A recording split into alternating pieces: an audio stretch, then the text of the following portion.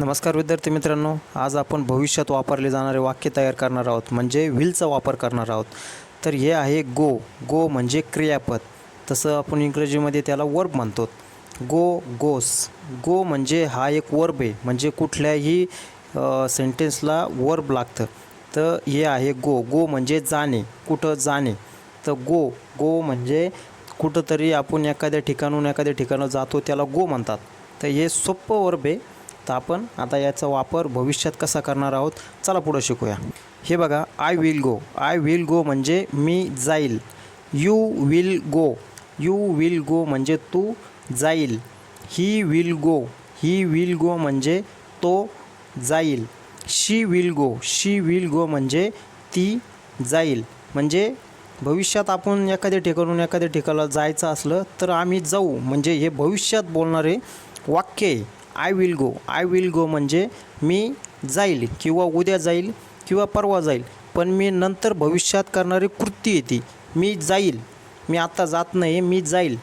You will गो म्हणजे तू जाईल. He will go. He will go म्हणजे तो जाईल. शी will go. She will go म्हणजे ती जाईल, म्हणजे कुठलीही लेडीज. तर I, you, he, she, it. तर मी, तू, ते, ती, तो. या प्रकारे एक सेंटेन्स झालं. आता आपण दुसरं सेंटेन्स शिकूया.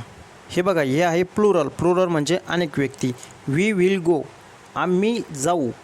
You will go. तुम्ही जाताल. They will go. जास्तीत जास्त एकापेक्षा अधिक, दोनापेक्षा अधिक असू शकते. तर दे विल गो, ते जातील. आणि दे विल गो, त्या जातील, म्हणजे जास्त प्रमाणात लेडीज. तर आय विल गो म्हणजे मी एकटा जाईल. वी विल गो म्हणजे आम्ही जाऊ. यू विल गो म्हणजे तू जाशील. यू विल गो म्हणजे तुम्ही जाताल. दे विल गो म्हणजे ते जातील.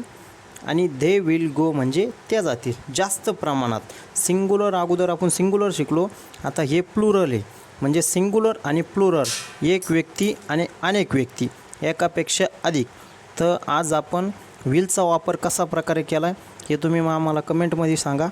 आणि अजून असेच नवनवीन व्हिडिओ आपण बनवत राहतात, यासाठी सबस्क्राईब करा आणि लाईक करा, जेणेकरून पुढचं व्हिडिओ बनवायला मोटिवेशन भेटतं.